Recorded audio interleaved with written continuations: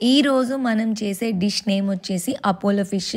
ఇది పక్కా అంటే పక్కా రెస్టారెంట్ స్టైలే ఉంటుందనమాట.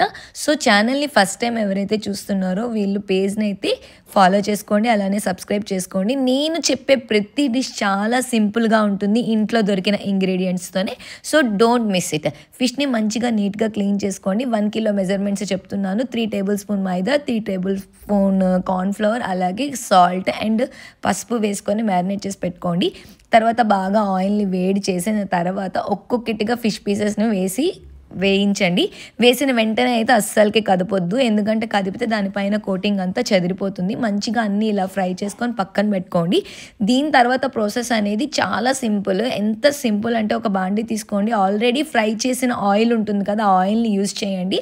ఆ ఆయిల్‌లోన కొంచెము గార్లిక్ వేసుకోండి. అలానే కరివేపాకు వేసుకోండి. అల్లం వెల్లుల్లి పేస్ట్ వేసి బాగా వేయించండి.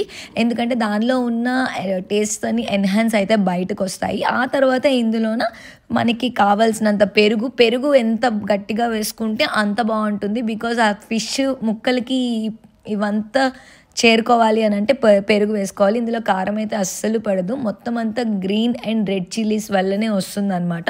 అంతా బాగా మరిగిన తర్వాత హై ఫ్లేమ్‌లోన ఫిష్‌ని ట్రాన్స్‌ఫర్ చేసుకొని టోస్ట్ చేసుకోండి. జీడిపప్పు అయితే వేసుకుంటే చాలా బావుంటుంది. ఈ స్టేజ్‌లో నచ్చని వాళ్ళు లాస్ట్‌లో వేసుకోండి. లేకపోతే వాళ్ళు ప్లేట్‌లో సర్వింగ్ చేసుకునేటప్పుడు వేసుకోండి. చాలా బావుంటుంది. నచ్చితే లైక్ చేయండి.